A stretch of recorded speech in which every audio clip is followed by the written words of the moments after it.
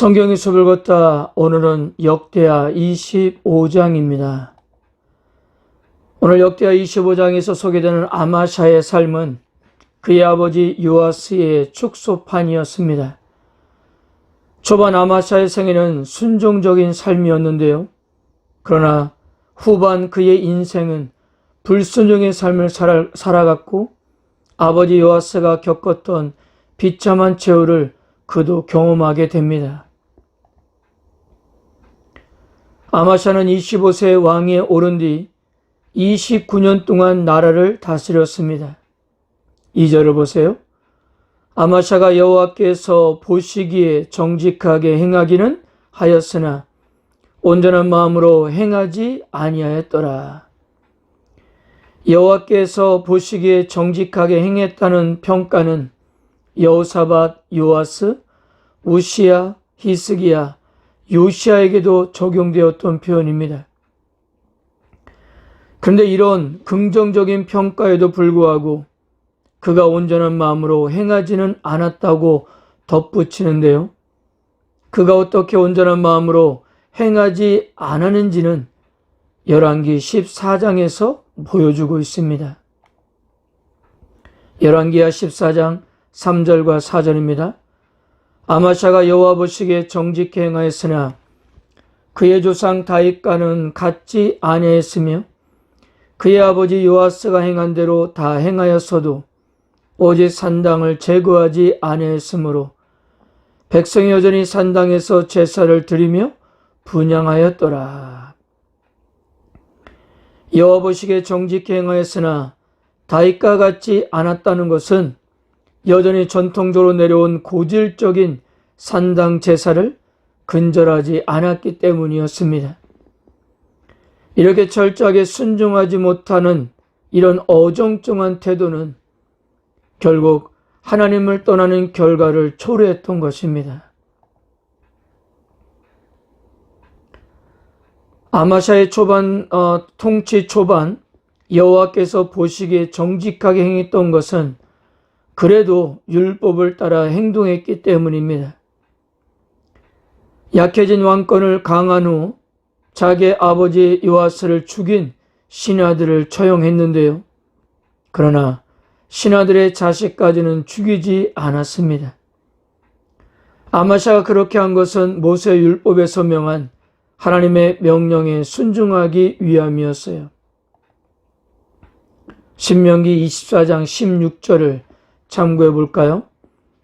아버지는 그 자식으로 말미암아 죽임을 당하지 않을 것이요 자식들은 그 아버지로 말미암아 죽임을 당하지 않을 것이니 각 사람은 자기 죄로 말미암아 죽임을 당할 것이니라.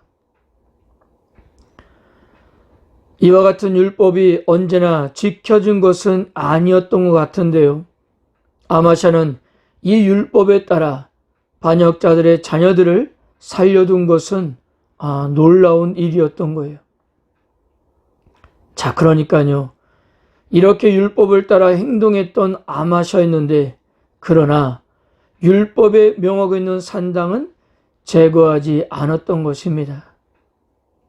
따르긴 따르는데 온전하고 철저하게 따르지는 않았던 거예요.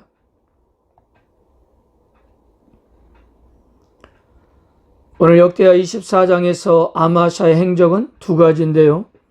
하나는 에돔과의 전쟁에서 승리한 이야기와 다른 하나는 북이스라엘과의 전쟁에서 패한 이야기입니다. 간단하게 정리하면 이렇습니다. 아마샤는 에돔을 정복하고자 30만 명 병력을 모았습니다. 아사왕 때는 58만 명, 여호사밧 왕 때는 116만 명에 비하면 적은 병력이었습니다.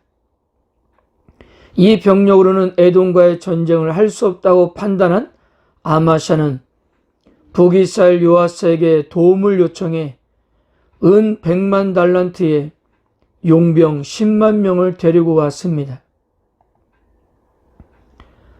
그런데 한 선지자가 아마샤에게 전쟁의 승패는 군사의 숫자나 무기에 있지 않고 오직 하나님의 손에 있음을 상기시켰고 선자의 충고를 받아들여 북이스라엘 용병을 돌려보냈습니다.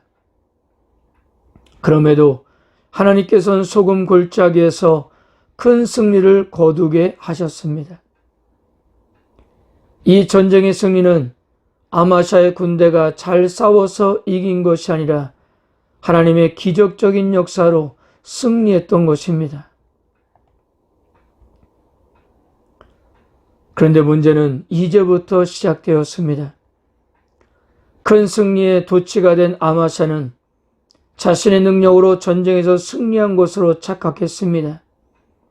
그리고 아이러니하게도 전쟁에서 패한 에돔 신을 가지고 와서 그 신을 자신의 신으로 섬기고 분향을 했던 거예요. 여기에 대해서 하나님께서는 선자를 보내 경고하셨지만 그는 돌이키지 않고 그 선자를 통해 하나님께서 아마샤를 멸하기로 작정했다는 말을 듣게 됩니다. 그리고 아마샤는 신하들과 상의해서 북이스라엘과의 전쟁을 결정합니다. 화가 난 북이스라엘의 용병들이 돌아가면서 남유다에 많은 피해를 입혔기 때문입니다. 근데 여러분, 열왕기에서 보면 당시 북이스라엘 요아스가 누구였습니까? 강력했던 아람과의 전쟁을 3번이나 승리했던 사람이었습니다. 객관적인 전략으로도 남유다는 북이스라엘의 상대가 되지 않았습니다. 북이스라엘의 요아스도 상대가 되지 않으니 집으로 돌아가라고 해도 결국 전쟁을 하게 되어 남유다는 크게 패했습니다. 역대기 선기자는 그 이유를 이렇게 밝히고 있어요. 20절, 아마샤가 듣지 아니하였으니 이는 하나님께로 말미암은 것이라. 그들이 에돔 신에게 구하였으므로 그 대적의 손에 넘기려 하심이더라. 결국 남유다 아마샤는 포로가 되었고요. 북이스라엘 왕 요아스는 예루살렘까지 내려와 성벽을 무너뜨리고 성전에 있는 것까지 모두 약탈해 갔습니다. 몽고메리와 게말이라는 학자는 이 사건을 구약 역사상 유일무이한 사건이라고 불렀습니다. 왜냐하면 북이스라엘도 하나님의 언약 백성인데 언약 백성이 하나님의 성전을 약탈했기 때문입니다. 그리고 아마샤도 반역을 일으킨 사람들 피해 도망을 갔지만 끝내 그들에게 죽임을 당했습니다.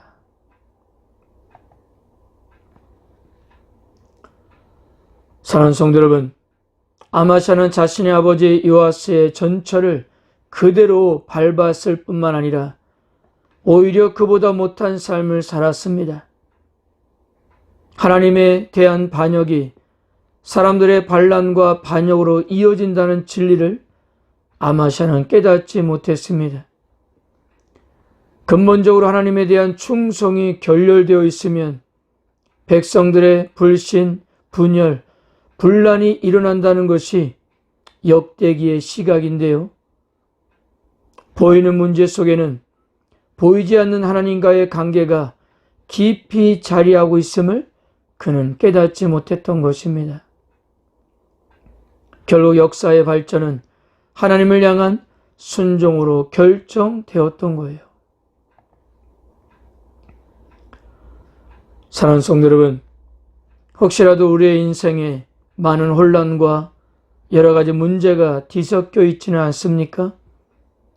보이는 문제 속에는 보이지 않는 하나님과의 관계가 깊이 자리하고 있음을 깨달으시고 좀 더 하나님 앞에 겸비하게 서가시기를 바랍니다. 또한 말씀을 통해서 깨닫게 해주실 때 고집과 굳어진 마음이 아닌 부드러운 심령으로 그 말씀에 순종하십시오. 그런 여러분들에게 하나님은 올바른 길로 인도해 주실 것입니다. 오늘도 우리의 감정을 앞세우기보다 철저하게 말씀에 순종하는 하루가 되시기를 바랍니다. 아멘.